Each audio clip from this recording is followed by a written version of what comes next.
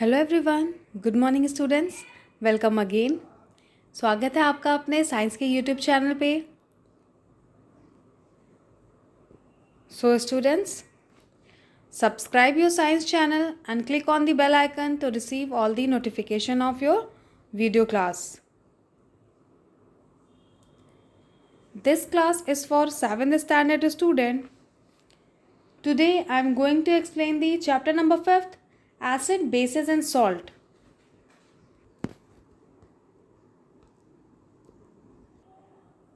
So students, आपको ma'am ने पहले ही बताया, जो न्यू स्टूडेंट्स हैं उनको फिर से बता दे रही हूँ।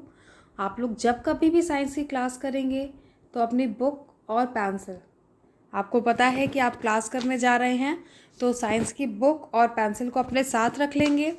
टेबल पर मोबाइल थोड़ा डिस्टेंस पे रखेंगे जिससे आपकी आइज़ में ज़्यादा इफ़ेक्ट ना हो, और बुक पेंसिल से पढ़ना शुरू कर देंगे। ठीक है, मैम जहाँ जहाँ पे बताते जा रही हैं वहाँ वहाँ आप अपने बुक में भी सेम टाइम पे थोड़ा सा फोकस करेंगे, कंसंट्रेट करेंगे। जहाँ पे भी मैम बोलेंगी ये इंपॉर्टेंट है, इसे अंडरलाइन कर लीजिए, टिक मार्क कर लीजिए, आप वो कर लेंगे। ठीक है, ऐसा मैम इसलिए करवाते हैं जिससे जब आप हायर क्लासेस में जाएं या कभी भी अपना बुक ओपन करें, चैप्टर्स को, पेजेस को टर्न करें, तो आपको पता हो कि ये पॉइंट इंपॉर्टेंट है। मे बी फ्यूचर में कुछ बच्चों का एम हो बहुत ही हाई लेवल पे कोई एग्ज़ाम, एंट्रेंस एग्ज़ाम क्लियर करने का, तो अभी से जब छोटी छोटी चीज़ें माइंड में रख करके चलेंगे, कंटिन्यूसली पढ़ते रहेंगे, तो आपके लिए बहुत ही ज़्यादा हेल्पफुल रहेगा। जब हायर क्लासेस में जाएंगे तो छोटी छोटी चीज़ें आपको पहले से आती रहेंगी, तो आप बड़ी बड़ी में फोकस करके कोई भी कॉम्पिटिशन एग्ज़ाम ईजिली क्लियर कर सकते हैं। ठीक है, इसलिए ये जो छोटे छोटे से पॉइंट्स मैम बताते हैं कि यहाँ पे हम टिक मार्क कर लीजिए, अंडरलाइन कर लीजिए। और चैप्टर नंबर 5 है आपका एसिड, बेसिस एंड सॉल्ट। कल की वीडियो में भी मैम ने बताया आपको कि जब आप हायर क्लासेस में जाएंगे तो ये जो चैप्टर नंबर 5 है आपका एसिड, बेसिस एंड सॉल्ट, ये आपका 9th 10th 11th 12th even in graduation में भी ये चैप्टर हमेशा एडेड है और एक्सपेंड होके एडेड है। ठीक है, इसके बारे में और डीप इन्फॉर्मेशन दी जाएगी, क्योंकि जब आप साइंस सब्जेक्ट लेते हैं उसमें जब आप पढ़ते हैं बहुत ही ज़्यादा किसी भी सब्जेक्ट को, या प्रैक्टिकल लैब्स में जाते हैं, है ना, साइंस लैब में जाएंगे प्रैक्टिकल करने, तो वहाँ पे ये जो एसिड, बेसिस एंड सॉल्ट है ये कॉमन चीज़ है, क्योंकि जो आपके केमिकल्स है कहीं ना कहीं एसिड होते हैं या बेस होते हैं। ठीक है, तो सारी चीज़ें कहाँ से शुरू हो रही है? Acid, base and salt, in 3 word से शुरू हो रही है, इसलिए ये चैप्टर आपके लिए बहुत ही इम्पोर्टेंट है।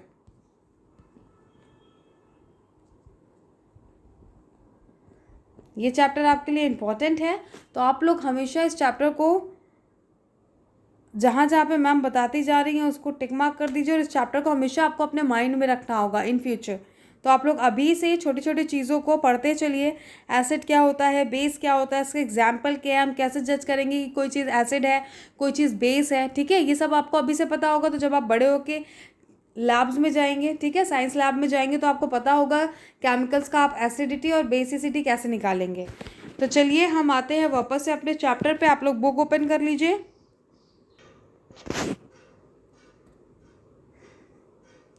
बुक ओपन कर लेंगे तो कल हमने बहुत सारे पॉइंट्स पढ़े थे। एक पॉइंट मैं फिर से रिवाइज कर दूंगी आप लोग के लिए, वो ये था प्रिकॉशन क्या लेना है हमें जब भी हम साइंस लैब में जाएंगे। डू नॉट टेस्ट और touch any chemical unless your teacher allow. ठीक है, जब तक आपके टीचर अलाउ नहीं करती तब तक आप कभी भी, कौन सी एज में आप लोग पहली बार लैब जाएंगे ये तो मैं नहीं जानती, जिस भी एज में आप लोग जाएंगे, जब तक आपकी टीचर अलाउ नहीं कर देती है ना, हो सकता है आप अभी स्कूल खुल जाए तो आपकी जो साइंस टीचर मैं भी आपको एक बार साइंस लैब विजिट करवा दूँ परमिशन लेके, लेकिन जब तक आपको मैम नहीं कहती कि इस केमिकल को टच नहीं करना, आपको यहाँ पे अंडर एंट्री नहीं लेना है, तब तक आपको कुछ भी वहाँ पे टच नहीं करना है। ठीक है, इसीलिए छोटे बच्चों को, 7th 8th तक के बच्चों को केमिकल लैब्स नहीं लेके जाते हैं। ठीक है, बिकॉज वहाँ पे बहुत सारे अलग अलग तरीके के केमिकल होते हैं, एसिड होते हैं, बेस होते हैं, उससे आपकी स्किन जल सकती है, आपको प्रॉब्लम हो सकती है, और बच्चे शैतानी करते हैं। रीज़न सिर्फ ये है छोटे बच्चों को लैब ना ले जाने का, लेकिन अगर स्कूल ओपन होता है तो आपकी साइंस टीचर आपको लैब ज़रूर ले जाएंगी विजिट कराने के लिए और एसिड एंड बेस समझाने के लिए। तो ये एक पॉइंट है जो आपको हमेशा अपने माइंड में रखना है। ठीक है, do not taste and touch any chemical unless your teacher allow.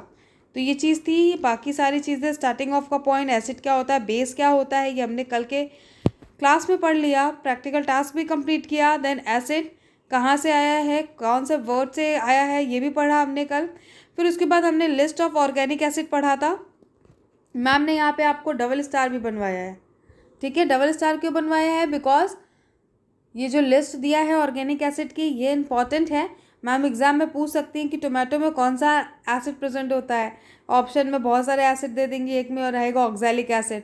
तो आपको पता होना चाहिए कि टोमेटो में कौन सा एसिड होता है, ऑक्सैलिक एसिड होता है। एप्पल में कौन सा एसिड होता है, मैलिक एसिड होता है। टैमारिंड में कौन सा एसिड होता है, टार्टरिक एसिड होता है। तो ये छोटी छोटी चीज़ें हैं जो आप लोग अपने माइंड में रखिए और इसे लर्न भी करते जाइए। तो ये सारी चीज़ें कल की क्लास में हम पढ़ चुके हैं। यहाँ पे दिया है some substance containing natural acid. तो नेचुरल तरीके से हमें एसिड कहाँ कहाँ से मिल जाता है, विनेगर, विनेगर मीन्स सिरका, ठीक है, आपके घर में, सभी के घर में होता है। टैमारिंड मीन्स इमली। सिट्रस फ्रूट में नींबू भी आ जाता है, संतरा भी आ जाता है। थोड़े से जूसी वाले जो फ्रूट होते हैं वो सारे सिट्रस फ्रूट, सिट्रस फैमिली में आ जाते हैं। फिर उसके बाद हमने यहाँ पे पढ़ लिया था कि स्ट्रॉन्ग एसिड क्या होता है, inorganic acid. Inorganic acids are strong acids. Example क्या थे इसके, हाइड्रोक्लोरिक एसिड, सल्फ्यूरिक एसिड और नाइट्रिक एसिड। हाइड्रोक्लोरिक एसिड का शॉर्ट फॉर्म क्या है, HCl। सल्फ्यूरिक एसिड का शॉर्ट फॉर्म क्या है, H2SO4। एंड नाइट्रिक एसिड का शॉर्ट फॉर्म क्या है, HNO3, ठीक है। These are the example of strong acid. आपको मैम ने कल की वीडियो में होमवर्क भी दिया, तो आप लोग अपने नेम के एंड सेक्शन के साथ कमेंट बॉक्स में कमेंट करके बताएंगे कि स्ट्रॉन्ग एसिड्स के एग्जाम्पल कौन कौन से है ना। तो कुछ बच्चों ने कमेंट बॉक्स में कमेंट भी किया, उनके नाम भी मैं बताती हूँ अभी।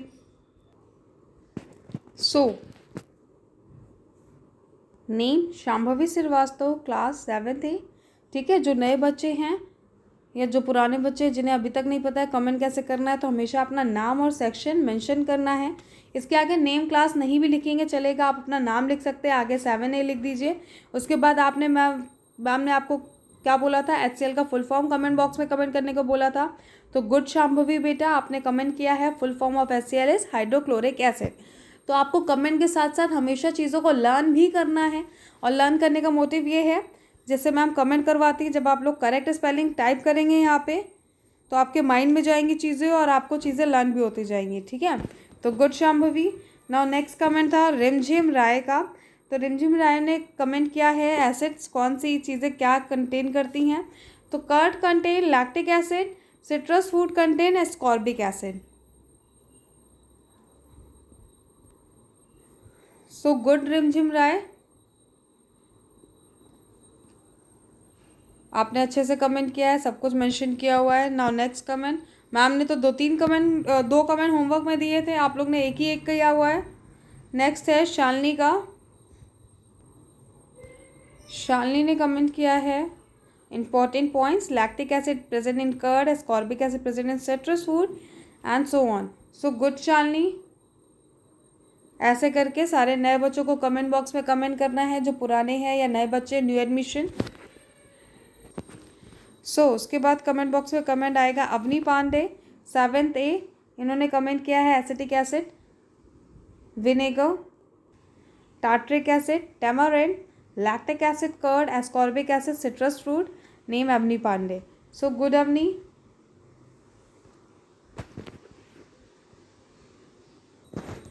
नेक्स्ट कमेंट है Shambhavi Srivastava.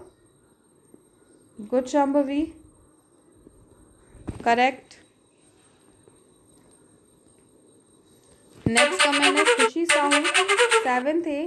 Good morning ma'am, you are a so good teacher. अच्छा लगा जान के शांभवी कि मेरी क्लास आपको बहुत अच्छे से समझ में आ रही है, ठीक है। अच्छे से पढ़ाई करिए और अपना एम कंप्लीट करिए। और आपने कमेंट अच्छे से मेंशन किया है सब कुछ, नेम क्लास, ठीक है। तो सारे बच्चे एक चीज़ ध्यान देंगे कि जब भी आप कमेंट बॉक्स में कमेंट कर रहे हैं, इवन गुड मॉर्निंग भी कमेंट कर रहे हैं, तो अपना नेम एंड सेक्शन हमेशा लिखेंगे। इससे क्या होता है, मैम जब भी स्कूल में लिस्ट देखती हैं कितने बच्चे हैं, तो उनके माइंड में आ जाता है कि इतने बच्चे हैं जो कंटिन्यूसली कमेंट कर रहे हैं, लाइक शांभवी श्रीवास्तव, अवनी पांडे, रिमझिम राय, बहुत सारे बच्चे ऐसे 7th क्लास में जो कंटिन्यूसली कमेंट करते हैं। तो मैम को हमेशा माइंड में ब्लिंक हो जाता है कि ये बच्चे ने तो मेरे साथ डायरेक्टली कांटेक्ट में भी है, कमेंट्स भी आ रहे हैं, क्वेश्चन भी क्लियर है इसके, ठीक है। तो ये सारी चीज़ें हैं, तो आप लोग ये काम ज़रूर किया करिए और हमेशा अपना नाम ज़रूर मेंशन करें। जब आप नाम मेंशन करेंगे तभी मैम को पता चलेगा कि कौन सा बच्चा कैसे पढ़ रहा है। नवीन रावत के भी कमेंट आते हैं अक्सर, good morning ma'am, good morning बेटा। एंड आपने होमवर्क वाला सेक्शन कमेंट बॉक्स में कमेंट नहीं किया तो आप होमवर्क वाला सेक्शन कमेंट बॉक्स में कमेंट करिए। Avni Pandey, full form of HCl is hydrochloric acid, good.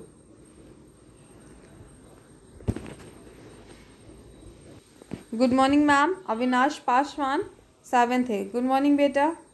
No next comment is Saumya Diwakar, good morning ma'am, good morning बेटा। फिर next comment Rimjhim Rai, good morning, good morning. So ma'am vinegar means सिरका, yes vinegar means सिरका होता है। Shalini, good morning ma'am, good morning बेटा। Avni Pandey, good morning ma'am, good morning. Ansh Arya, good morning ma'am, good morning बेटा। Good morning ma'am. Narendra Pal, आप जो भी अपना नाम हमेशा मेंशन कर दीजिए जिससे मैम को पता चले। मैम आपने नेम अनाउंसमेंट नहीं किया।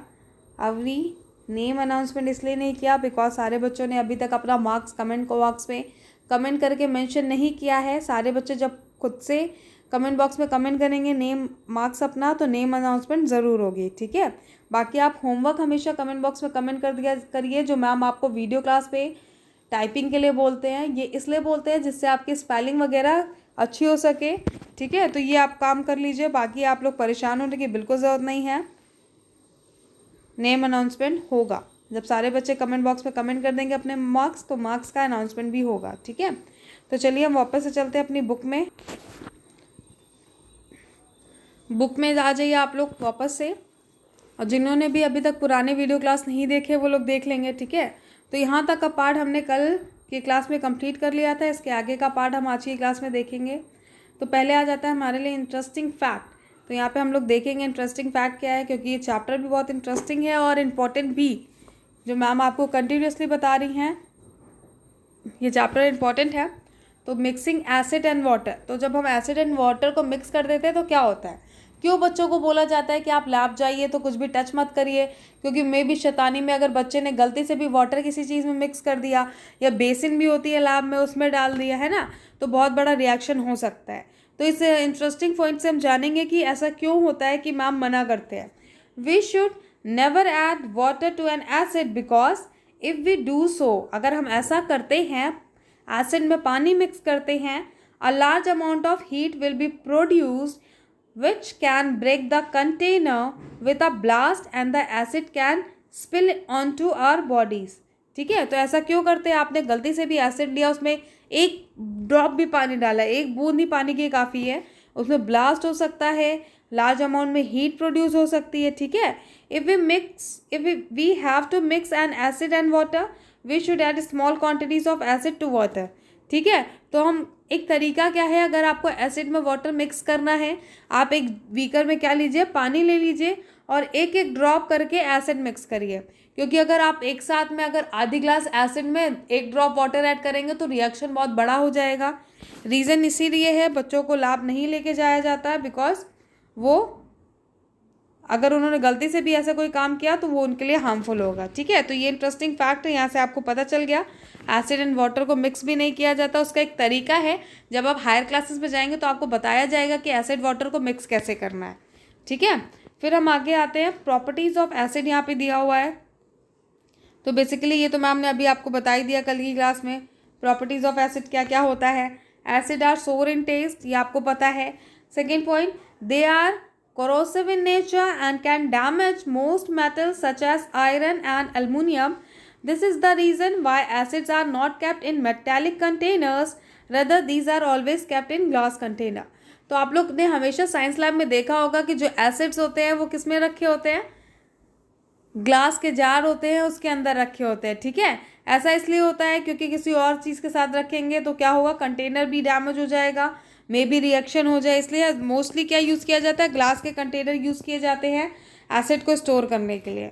Now third point is acid turn blue litmus red, ठीक है। तो एसिड क्या करता है, ब्लू लिटमस पेपर को रेड में कन्वर्ट करता है। फोर्थ पॉइंट क्या है, acid neutralize base from salt and water, ठीक है। बेस को क्या करता है, न्यूट्रलाइज कर देता है, ठीक है, न्यूट्रल फॉर्म में ले आता है। तो ये हो गया हमारा प्रॉपर्टीज ऑफ एसिड, ठीक है। फिर इसके बाद हम देखेंगे कॉमन चीज़ें हैं। आप जब हायर क्लास में जाएंगे तो इसके अलावा आपको बहुत सारे और भी पॉइंट्स बताए जाएंगे कि आप किसी भी चीज़ को कैसे टेस्ट करें कि एसिड है या बेस है, तो वो आपके हायर क्लासेस के लिए है। तो यूजेस ऑफ एसिड, बेसिकली हम अपने डे टू डे लाइफ में एसिड का कहाँ कहाँ यूज़ करते हैं ये देखते हैं यहाँ से। Acid are use in fire extinguisher. तो यहाँ पे देख लीजिए फायर एक्सटिंग्विशर है, ये कहाँ पे यूज़ होता है, जब भी गलती से भी आग लग जाती है। बहुत सारे शॉपकीपर्स इसे रखते हैं अपने पास, जिससे अगर गलती से भी बाय मिस्टेक हमारे शॉप में आग लग जाए तो हम इसका यूज़ कर लेते हैं, ठीक है। तो एसिड इसमें यूज़ होता है। सेकेंड है sulphuric acid, it wisely use in car batteries. तो सल्फ्यूरिक एसिड का किस में यूज़ किया जाता है, कार की बैटरीज में यूज़ किया जाता है ना। थर्ड पॉइंट क्या दिया हुआ है हमारा, sulfuric acid is also used in the manufacturing of drugs, textile, paper, leather, plastic, detergents, paint, etc. तो इतनी सारी चीज़ों में सल्फ्यूरिक एसिड का इस्तेमाल किया जाता है, पेंट को बनाने में, plastic, detergents. Now what is the next point, point number 4, acid such as vinegar are used as preservative. तो विनेगर क्या है, एसिड है, उसे प्रिजर्वेटिव की तरह यूज़ किया जाता है। अचार में, आम का अचार जब आपकी मम्मी दादी बनाती हैं तो क्या करती है, उसमें जो कंपनी से, इंडस्ट्री से अचार बन के आते हैं, जो डिब्बे मार्केट में बिकते हैं, उसमें थोड़ा सा विनेगर ऐड कर दिया जाता है। इससे क्या होता है, जो हमारा अचार है वो 4-5 साल तक चल जाता है ना। तो विनेगर ऐड करने से जो अचार की लाइफ होती है वो बढ़ जाती है। नाउ फिफ्थ पॉइंट क्या है, acids are use in various industries to remove scales from boilers, ठीक है, इंडस्ट्री में भी यूज़ किया जाता है। ना सिक्स पॉइंट क्या है, nitric acid used for manufacturing explosive and also for the purification of silver and gold. तो नाइट्रिक एसिड का कहाँ पे इस्तेमाल किया जाता है, सिल्वर और गोल्ड। सिल्वर और गोल्ड तो सब खरीदते हैं, है ना, सब उनको प्यूरिफाई करने के लिए नाइट्रिक एसिड का यूज़ किया जाता है। नाउ इसके बाद प्रैक्टिकल टास्क है, practical task number 2, goal to make a fire extinguisher. तो कैसे बना सकते हैं आप अपने घर में, स्मॉल प्लास्टिक बोतल, एक प्लास्टिक बोतल ले लीजिए, ड्रिंकिंग स्ट्रॉ ले लीजिए, ठीक है, उसको कट करके बनाना होता है, बहुत ईजी है। अगर आप लोग का स्कूल खुला होता तो ये आपको होमवर्क में ज़रूर मिलता करने के लिए। Candle, some baking soda and vinegar.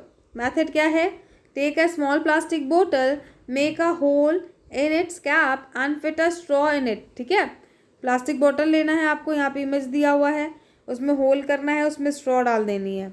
Now light the candle, open the cap of the bottle and add some baking soda to it. Now pour some vinegar over it and quickly fix the cap. ठीक है, थोड़ा सा vinegar add कर देंगे आप, उसमें soda डाल देंगे। A gas will evolve and pass through the straw, passes this gas towards the flame of the candle. What happens when this gas is brought near the burning candle? The candle extinguishes.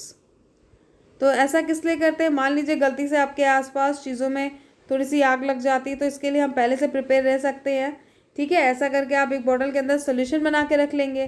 फिर आप ये experiment बताया है कि एक extinguisher में क्या क्या केमिकल्स होते हैं जिसका हम इस्तेमाल करके आग को बुझा सकते हैं। ठीक है, तो जब हम इतनी चीज़ें इस बॉटल में ऐड कर देंगे और उसको जलती हुई कैंडल के ऊपर डालेंगे तो हमारी जो हीट है और आग है वो तुरंत जलना, आग बंद हो जाएगी, जिससे हमें पता चलता है कि फायर एंड एक्सटिंग्विशर में क्या क्या चीज़ें यूज़ की जाती बेसिकली आग को बुझाने के लिए। तो ये हम अपने घर में पहले से भी घर में बना के रख सकते हैं, बहुत ही ईजी है।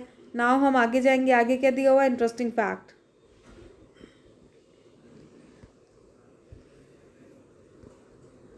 इस इंटरेस्टिंग फैक्ट के बारे में तो सबको पता है, जब डाइजेशन वाले चैप्टर पढ़ रहे थे वहाँ पे मैम ने आपको बताया था आपके स्टमक में कौन सा एसिड प्रोड्यूस होता है, HCl। HCl का फुल फॉर्म क्या है, हाइड्रोक्लोरिक एसिड, है ना। आपके स्टमक में कौन सा एसिड प्रोड्यूस होता है, HCl। HCl का फुल फॉर्म है hydrochloric acid is produce, it help him, इसका काम क्या है, killing the harmful bacteria present in the food and also help activates enzyme of the stomach for the digestion of food. ठीक है, harmful bacteria को किल करता है, हमारे डाइजेशन में हेल्प करता है। तो यहाँ पे इंटरेस्टिंग फैक्ट जो है ये आपको बहुत पहले से पता है।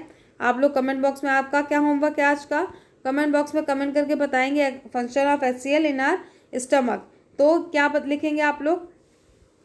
HCl function is equal to killing the harmful bacteria and help in digestion of food. ठीक है, तो इतनी चीज़ें आप लोग कमेंट बॉक्स में कमेंट करेंगे और अपना नाम सेक्शन ज़रूर मेंशन करेंगे। ओके स्टूडेंट्स, आज की क्लास हमारी यहीं पे एंड होती है।